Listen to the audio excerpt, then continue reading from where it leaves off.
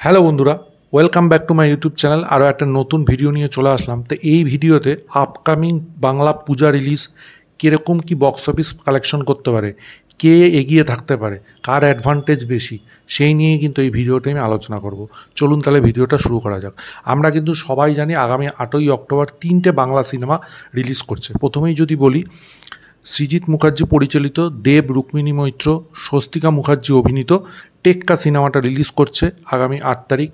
এছাড়াও সোহম চক্রবর্তী, মিঠুন চক্রবর্তী, দেবশ্রী রায়, সৌরসেনী মিত্র অভিনীত শাস্ত্রী সিনেমাটা রিলিজ করছে আগামী 8ই অক্টোবর। এবং খুবই অ্যান্টিসিপেটিং একটা সিনেমা, শিবপ্রসাদ মুখোপাধ্যায়, কৌশানী মুখার্জি, আবির চ্যাটার্জি, রীতাবরী চক্রবর্তী অভিনীত বহুরূপী সিনেমাটা না। এবার দেখুন, প্রথমেই আমি শাস্ত্রী সিনেমাটা নিয়ে কথা বলছি। শাস্ত্রী সিনেমাটার কিন্তু প্লাস পয়েন্ট হচ্ছে মিঠুন চক্রবর্তী। মিঠুন চক্রবর্তী কিন্তু শাস্ত্রী সিনেমার একটা বিশাল বড় অ্যাডভান্টেজ বলে আমার পার্সোনালি মনে হয়। শাস্ত্রী সিনেমার ব্যাকে আছেন অবশ্যই সোহম চক্রবর্তী। সোহম চক্রবর্তীর প্রোডাকশন হাউস সুরিন্দর ফিল্মসের প্রোডাকশন হাউস।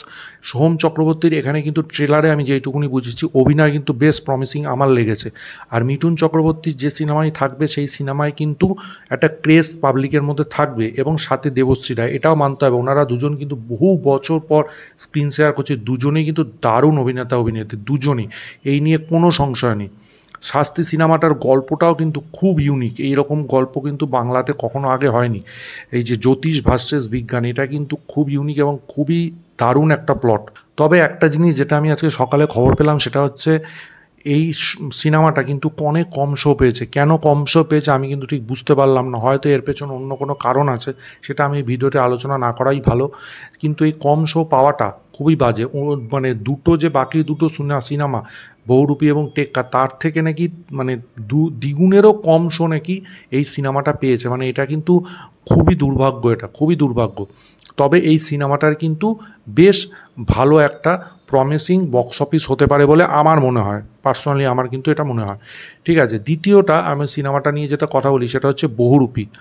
এই সিনেমাটা কিন্তু আমি আবারও বলছি, এই সিনেমাটার কিন্তু দারুণ একটা বক্স অফিস করার সম্ভাবনা কিন্তু আছে। এটা কিন্তু আমি নির্দ্বিধায় বলতে পারি। কেন আছে সেটা আমি পরিষ্কার বলি।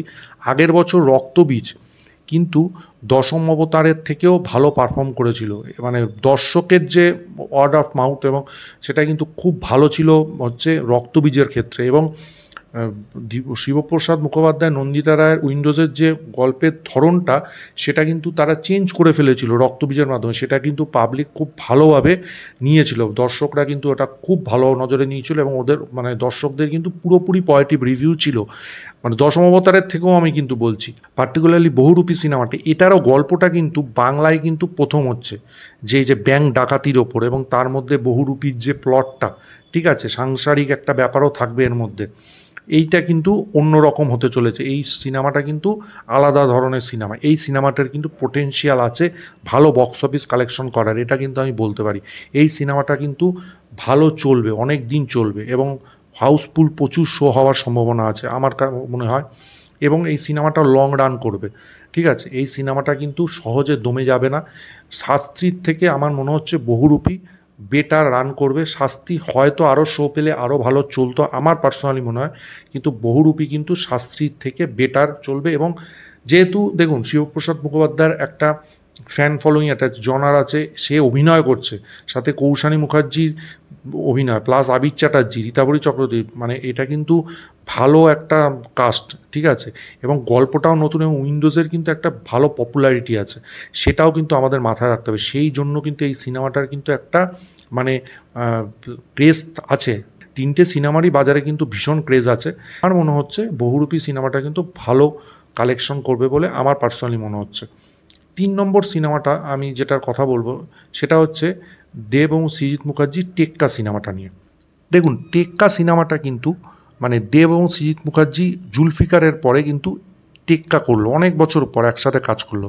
এবার সৃজিত মুখার্জির যদি আপনি ট্র্যাক রেকর্ড দেখেন, সৃজিত মুখার্জি যখনই পুজোতে সিনেমা এনেছেন তিনি কিন্তু সুপারহিট দিয়েছেন। এর আগের বছর কিন্তু দশম অবতার সুপারহিট দিয়েছেন।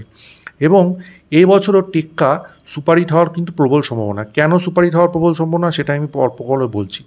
সেটা হচ্ছে এইখানে যে স্টোরিটা দেখানো হচ্ছে এটাও কিন্তু একটা অন্যরকম স্টোরি, সমাজের কালো দিকটা কিন্তু এখানে দেখানো হবে।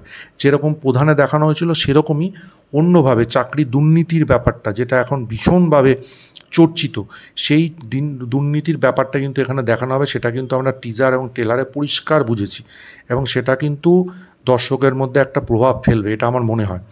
এবং সৃজিত মুখার্জি যেরমভাবে স্টোরি টেলিং করে, যেরমভাবে তিনি সিনেমাটাকে দেখান, সেটা কিন্তু একদম অন্যরকম, সেটা কিন্তু দর্শক খুব ভালোভাবে নেয়।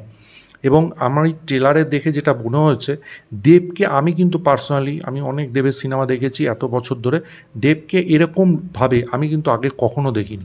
মানে এরকম অ্যাগ্রেসিভ, এরকম দারুণ অভিনয়, মানে অন্য রকম অন্য লেভেলের অভিনয় ছিল। সেই অভিনয় কিন্তু দর্শককে টানবে, তার কিন্তু ফ্যান ফলোয়িং প্রচুর প্রচুর। সেই ফ্যান ফলোয়িং এবং সেই দর্শক যারা তাকে পছন্দ করে না, আমার বিশ্বাস তারাও কিন্তু এই সিনেমাটা দেখতে আসবে, টেক্কা কিন্তু তারাও দেখতে আসবে। এবং সাথে স্বস্তিকা মুখার্জি, রুক্মিণী মৈত্রী, এরা কিন্তু, স্বস্তিকা মুখার্জির অভিনয় কিন্তু দারুণ, আমি ট্রেলারে যেটুকুনি মনে হয়েছে দারুণ। তবে এই যে মাঝে এই পোস্টারটা নিয়ে যে একটা গণ্ডগোল বা একটা পাবলিকের মনে যে একটা মানে ক্ষোভ বা একটা তৈরি হয়েছিল, সেইটা এফেক্ট পড়তে পারে, তবে সেটা খুব বেশি এফেক্ট পড়বে না আমার মনে হয়। এবং আমি মানে যেটা বলতে চাই যে টেক্কা, বহুরূপী, সাতশ্রী, এই তিনটে সিনেমার মধ্যে আমার মতে টেক্কা এবং বহুরূপীর মধ্যে ভালো টক্কর হবে।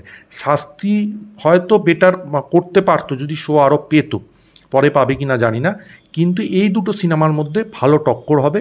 এই দুটো সিনেমা কিন্তু বক্স অফিস মানে ভালো, মানে হাউসফুল শো, অলমোস্ট হাউসফুল, এই শোগুলোর পরিপ্রেক্ষিতে এই দুটো সিনেমার মধ্যে ভালো লড়াই হবে।